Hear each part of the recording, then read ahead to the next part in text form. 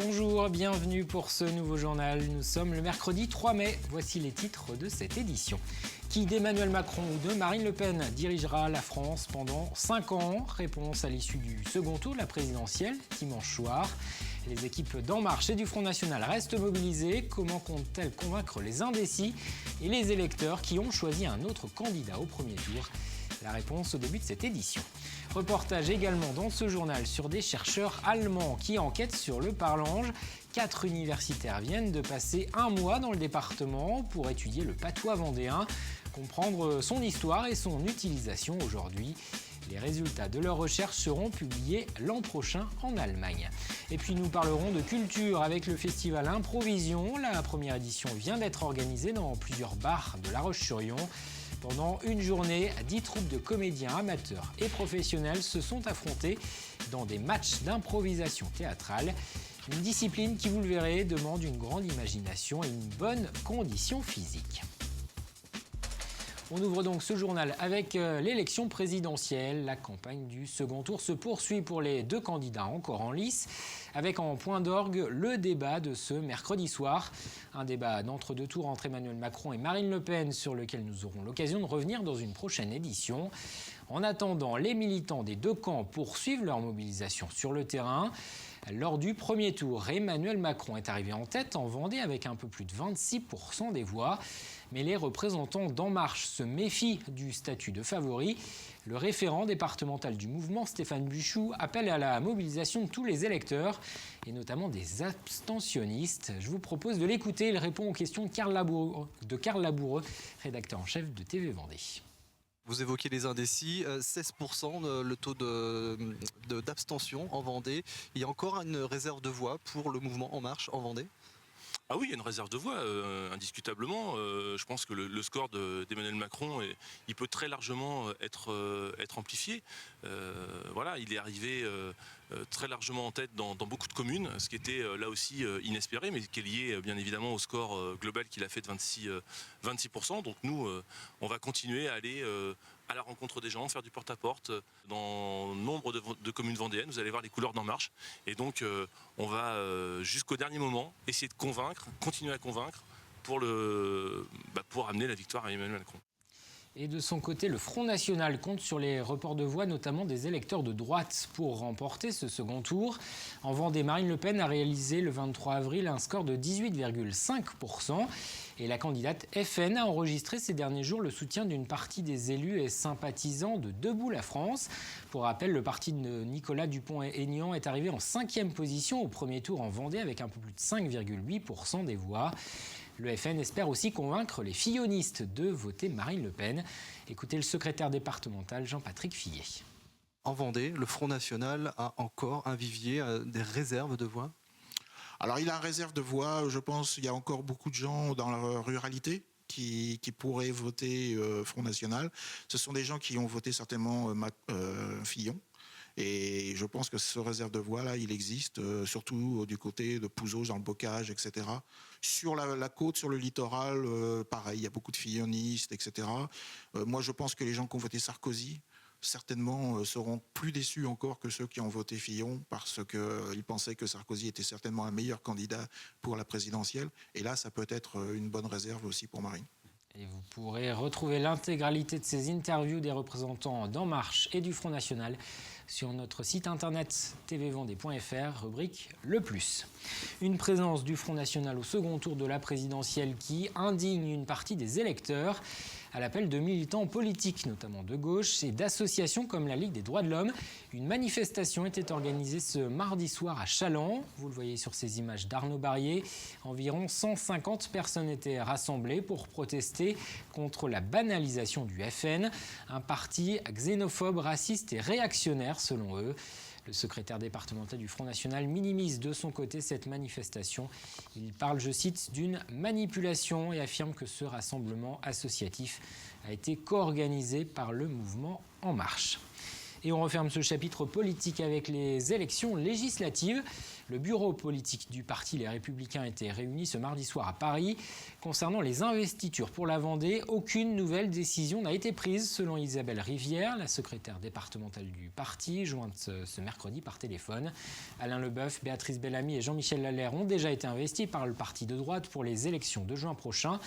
En revanche, dans la 3e circonscription, celle du littoral, 2 candidats, les Républicains, sont en lice. Le maire de Noirmoutier-en-l'Île, Noël Fauché, mais aussi l'actuelle maire d'Olonne-sur-Mer, Florence Pinault. Elle vient de déclarer sa candidature. Elle dit vouloir défendre le renouvellement politique et assure ne pas se reconnaître dans la candidature de Noël Fauché. Florence Pinault qui affirme qu'elle poursuivra normalement sa campagne, même si elle n'est pas investie par les Républicains. Dans le reste de l'actualité, je vous le disais dans les titres, le patois vendéen intéresse au-delà de nos frontières. Des chercheurs allemands ont décidé de se pencher sur le parlange, cette langue propre à toute une zone géographique allant de la Vendée jusqu'au Poitou-Charentes. Le patois n'existe pas en Allemagne, alors une équipe de l'université de Würzburg a décidé de travailler sur le sujet. Pendant 1 mois, ces chercheurs ont sillonné le département pour étudier la langue, son évolution et son utilisation aujourd'hui. Le but de ce travail, chercher à savoir si le parlange est un marqueur de l'identité vendéenne. Au jour de Mardi Gras, on était jour de fête, on rigolait. Marcel, Robert, Christophe et Julien rencontrent aujourd'hui l'auteur vendéen Jean-Claude Lumet pour leur enquête sur le patois vendéen. L'occasion pour les 4 universitaires allemands d'enregistrer l'écrivain qui maîtrise parfaitement le patois. On rigolait dans le Bouidrou. Il parle d'un moment qui remonte à Bédou. Quand on m'a présenté les étudiants qui s'intéressaient d'une université allemande, qui s'intéressaient au patois vendéen, alors là, j'ai dit, on a une belle leçon à prendre. Ce projet, c'est Julien qui en a eu l'idée. Cet universitaire a des racines vendéennes. Il a donc convaincu ses camarades de l'accompagner dans cette aventure, une aventure faite de découvertes. Ils se sont en effet aperçus qu'il n'existait pas un patois, mais des patois, aujourd'hui encore utilisés dans certaines circonstances. Aujourd'hui, par exemple, dans certains contextes, le parlange se parle toujours, comme par exemple à la chasse ou à la pêche, par exemple. Et là, c'est surtout des mélanges entre le français et le parlange. Il y avait une chaleur envers leur patrimoine personnel, leur patrimoine culturel en Vendée, et c'est ça ce qui nous a vraiment touchés. La même chose. Oui, la même chose. Ouais. Ce qui nous intéresse, et c'est l'approche du groupe, c'est plutôt de faire une publication interdisciplinaire. Ça veut dire on va essayer d'écrire un livre avec les titres « La Vendée, l'identité historique, linguistique, culturelle, littéraire ». Et c'est prévu de le publier l'année prochaine en allemand. Et si on trouve une éditoriale française, l'année après, on voudrait le publier aussi en français. Il y a encore Abedam. Parallèlement à ces publications, les universitaires qui filment chaque entretien prévoient la création d'une chaîne YouTube dédiée à notre patois, notre patrimoine et notre culture. Tu dis ? 2 mots de sport. D'abord en basket, la défaite de Châlons ce mardi soir face à Rueil. Les Vendéens se sont lourdement inclinés sur le parquet des Franciliens, 90-56. C'était le match retour des quarts de finale des playoffs. Et les Chalandais s'étaient imposés au match aller. Il y aura donc une belle. Ce sera ce samedi à domicile, salle Michel Vrignot. Coup d'envoi de la rencontre à 20h. On le rappelle, le vainqueur de la finale des playoffs décrochera une place en Pro B. Et puis la marathonnaise se prépare. La 14e édition de cette course à pied se déroulera le 21 mai prochain. L'an passé, environ 1 millier de coureurs avaient pris le départ de cette épreuve. 2 parcours de 12 et 24 km seront proposés une nouvelle fois aux participants. Le départ sera donné au haras de la Vendée, puis les coureurs arriveront rapidement en pleine nature avec plusieurs difficultés au programme. L'épreuve se veut exigeante, notamment sur la longue distance, le 24 km. Mais la marathonnaise reste accessible, c'est ce qu'assurent les organisateurs.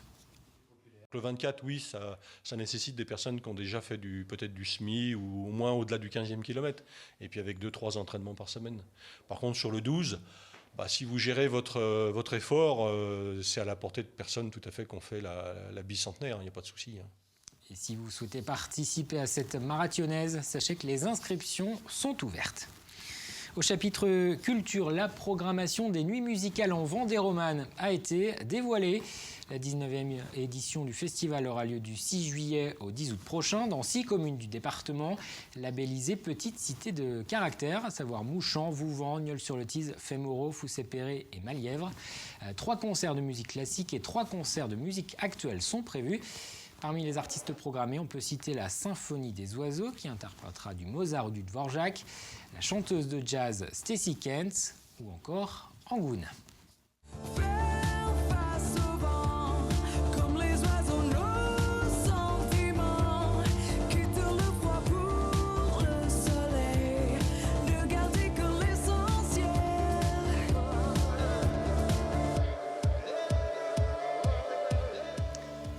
Franco-indonésienne se produira le 25 juillet à Nieul-sur-le-Tise. Et puis autre rendez-vous estival, le festival Airpop, lancé l'an dernier par la ville de La Roche-sur-Yon. L'événement reviendra cette année pour une 2e édition. 10 soirées seront proposées du 28 juin au 27 juillet. La programmation sera très éclectique avec de la chanson française, avec Miossec par exemple, de la soul avec Lee Fields, de l'afrobeat avec Sun Kuti ou encore de la folk avec la chanteuse Lucie Rose. Le directeur artistique du festival Airpop a misé sur la curiosité et l'envie de découverte du public pour établir cette programmation.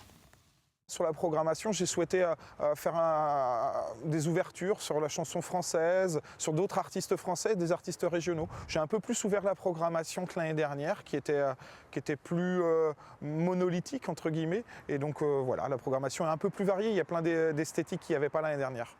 Et comme l'an passé, les concerts de ce festival Airpop seront gratuits et auront lieu dans le jardin de la mairie de La Roche-sur-Yon.